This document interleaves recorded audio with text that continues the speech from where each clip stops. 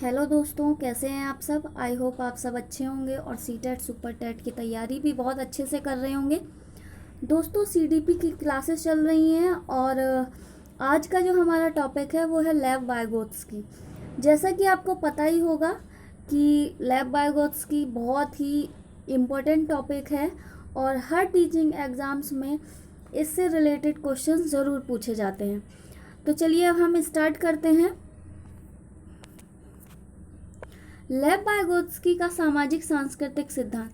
दोस्तों, ये भी एक क्वेश्चन बनता है कि लेव वाइगोत्स्की का ने कौन सा सिद्धांत दिया था। तो सामाजिक सांस्कृतिक सिद्धांत दिया था। और ये भी पूछ लिया जाता है कि सामाजिक सांस्कृतिक सिद्धांत किसने दिया है। तो लेव वाइगोत्स्की ने दिया है। चलिए आगे बढ़ते हैं। सामाजिक सांस्कृतिक सिद्धांत के प्रतिपादक लेव वाइगोत्स्की थे। बिल्कुल सही है। लेव वाइगोत्स्की में संज्ञानात्मक विकास में सामाजिक सांस्कृतिक सिद्धांत का प्रतिपादन किया। वाइगोत्स्की ने मानसिक विकास को संस्कृति से प्राप्त संगत सूचना और निर्देश पर आधारित बताया है। इनके अनुसार बच्चों का संज्ञानात्मक विकास तब होता है जब समाज और संस्कृति की अंतर्क्रिया होती है।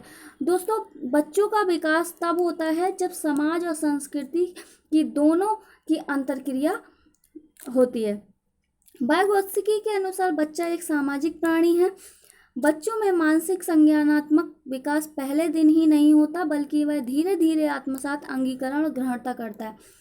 दोस्तों, बच्चों का जो विकास है वो इकट्ठा या मीन्स एक साथ नहीं होता है कि एक स्टेज पे एक साथ हो जाए। वो 5 साल का हुआ है और एक साथ हो जाए, या फिर वो 10 साल का हुआ है एक साथ हो जाए। ऐसा नहीं होता है। उनका जो क्रम है वो एक धीरे धीरे जो होता है और एक एक स्टेज पे होता है। वाइगोत्स्की ने कहा कि बच्चे का विकास करने में सामाजिक संदर्भों का विशेष योगदान है। बालक को समाज में जैसी सुविधाएं प्राप्त होंगी उसका विकास भी वैसा ही होगा। दोस्तों, वाइगोत्स्की ने ये कहा है कि बच्चे को जैसा माहौल मिलेगा वो वैसा ही अपने आप को ढाल लेगा, उसकी आदतें भी वैसी ही होंगी।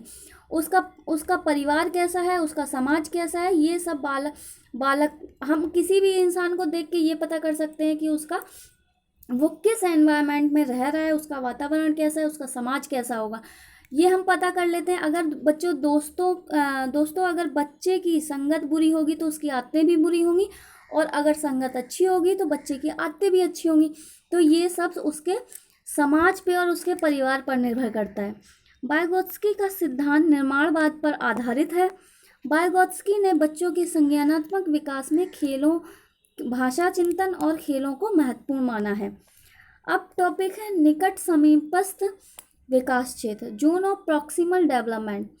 वाइगोत्स्की के अनुसार संज्ञानात्मक विकास एक अलग व्यक्तित्व सामाजिक परिस्थिति में संपन्न होता है, जिसमें बालक को अपने वास्तविक विकास के स्तर तथा उनके संभावित विकास स्तर के तरफ ले जाने की कोशिश की जाती है। दोस्तों, ये बोला है कि बालक की जितनी क्षमता होती है, मतलब जितना वो कर सकता है, और किसी की सहायता से उसको जितना वो उसकी क्षमता से जो ज़्यादा कर सकता है उसको हम संभावित विकास स्तर बोलते हैं। वास्तविक स्तर यह है कि बिना किसी की सहायता से वो अकेले ही जितना कर सकता है काम, उतना ये होता है हमारा वास्तविक स्तर। और किसी की सहायता से वो और ज़्यादा कितना कर सकता है वो होता है संभावित विकास स्तर। तो ये किसी की सहायता से वास्तविक विकास स्तर और उसके संभावित विकास स्तर की तरफ ले जाने की कोशिश की जाती है। वास्तविक विकास स्तर से अभिप्राय बच्चों का बिना किसी से मदद लिए काम करने से है कि वो कितना उसकी कैपेबिलिटी है, वो कितना खुद से करता है। उसे हम विकास स्तर वास्तविक विकास स्तर कहते हैं। और संभावित विकास स्तर वो है कि किसी की कैसे अभिप्राय दूसरों की सहायता से काम करने से है, कि वो किसी दूसरे की हेल्प से और कितना ज़्यादा कर सकता है, उसकी कैपेसिटी कितनी है, उसे हम बोलते हैं संभावित विकास स्तर। और इन दोनों के बीच का जो अंतर है उसे हम निकट विकास के क्षेत्र कहते हैं। अब देखिए ये ग्राफ बनाया मैंने वास्तविक विकास स्तर और संभावित विकास स्तर के बीच का जो है पार्ट, संभावित विकास स्तर और वास्तविक विकास स्तर और संभावित विकास स्तर के जो बीच का अंतर है उसे हम निकट विकास स्तर कहते हैं।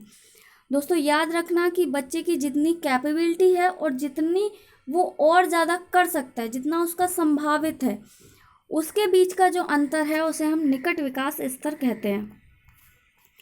वाइगोत्स्की ने एक संप्रत्यय और दिया था जिसका नाम था स्काफोल्डिंग। दोस्तों इससे भी एक क्वेश्चन जरूर पूछा जाता है, क्योंकि हर साल सीटेट में ये क्वेश्चन ज़रूर आता है 1 से 2 नंबर का। स्काफोल्डिंग इसका फोल्डिंग का अर्थ है जब बच्चा किसी समस्या के समाधान के लिए किसी वयस्क साथी के मार्गदर्शन की उपस्थिति में काम करता है, तो उसे इसका फोल्डिंग कहते हैं।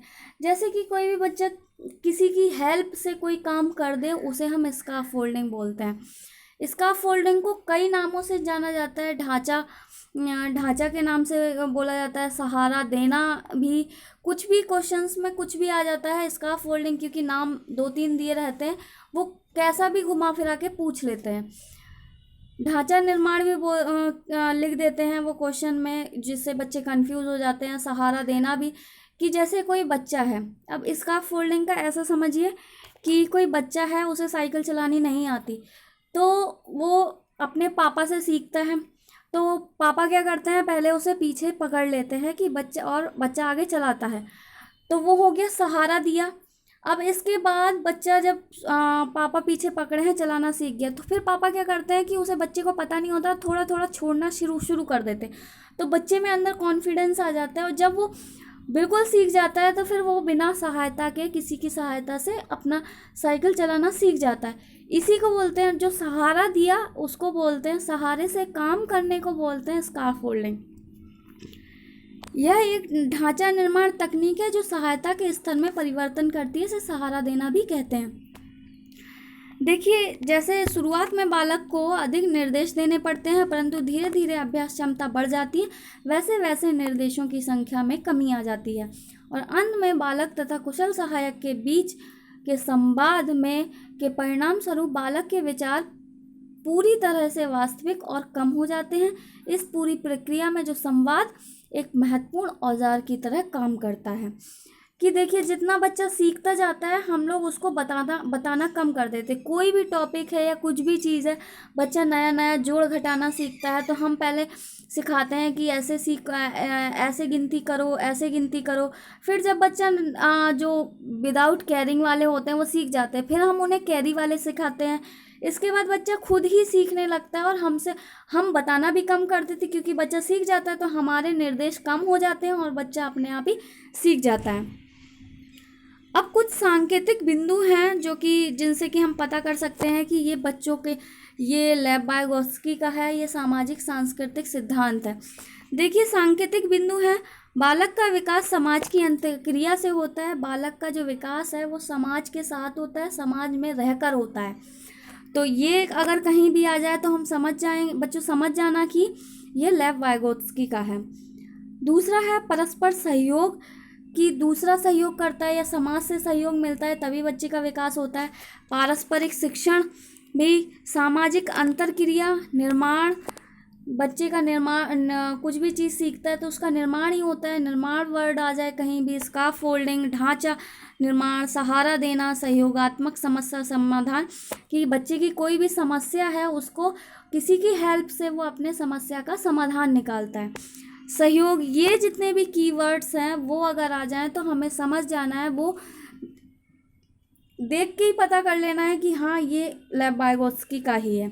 अब कुछ मैं अभ्यास प्रश्न भी लाई हूँ, तो अब वो पढ़िए।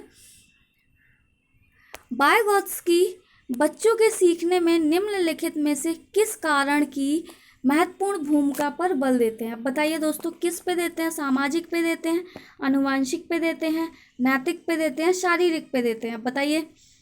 वाइगोत्स्की बच्चों के सीखने में निम्नलिखित में से किस कारण की महत्वपूर्ण भूमिका पर बल देते हैं? तो दोस्तों अभी हमने ऊपर पढ़ा भी है कि उनके नाम ही है, सिद्धांत का नाम ही है सामाजिक सांस्कृतिक, तो पता ही है कि वो ज़्यादा किस पे देते हैं बल? सामाजिक पे देते हैं। चलिए अब दूसरा पढ़ते हैं। दोस्तों मेरी अगर वीडियो अच्छी लगे तो प्लीज़ सब्सक्राइब ज़रूर करना और लाइक कमेंट करके ज़रूर बताना कि मेरी वीडियो कैसी लगी। और भी अगर इससे रिलेटेड क्वेश्चंस चाहिए हों, प्रैक्टिस के लिए चाहिए हों, तो मुझे आप कमेंट करके बता दीजिए, तो मैं इस पर और भी क्वेश्चंस ले आऊँगी। सेकंड क्वेश्चन है, वाइगोत्स्की के सिद्धांत का अर्थ क्या है? वाइगोत्स्की के सिद्धांत का अर्थ क्या है, ध्यान से पढ़िए। ऑप्शन ए है प्रारंभिक व्याख्या के बाद कठिन सवालों को हल करने में बच्चों की सहायता ना करना। ऐसा तो है ही नहीं, बच्चों की तो हेल्प करनी है। दूसरा है, बच्चे उन बच्चों की संगति में श्रेष्ठतम रूप से सीख सकते हैं जिनका बुद्धि लब्धांक उनकी बुद्धि लब्धांक से कम होता है। दोस्तों ये मैंने बोला ही था कि बच्चा अगर जैसी संगति में होगा वैसा ही उसके नेचर होगा, उसका विकास होगा। तो ये भी नहीं है, क्योंकि अगर अपने से कम से वो क्या सीखेगा, तो ये भी नहीं है। सहयोगात्मक समस्या समाधान ये हो सकता है। प्रत्येक विद्यार्थी को व्यक्तिगत रूप से दत्तकार देना, ये भी नहीं है। तो हमारा सबसे जो सटीक कौन सा बैठ रहा है वो ये है, सही समस्या सहयोगात्मक समाधान। तो हमारा आंसर यही सही होगा बच्चों।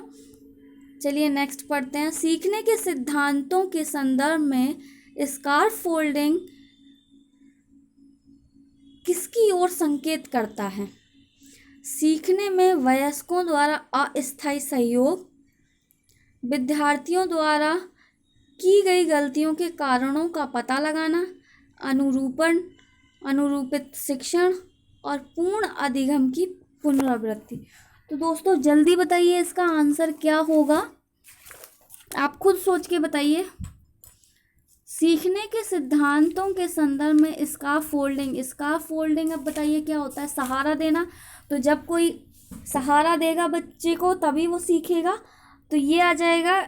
कारणों का पता लगाना तो नहीं होगा, अनुरूपित शिक्षण भी नहीं होगा, पूर्ण अधिगम की पुनरावृत्ति भी नहीं होगा।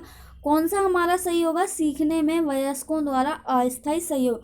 सहारा, स्कार्फोल्डिंग सहारा देना, कि जब कोई सहारा देता है तभी बच्चा सीखता है।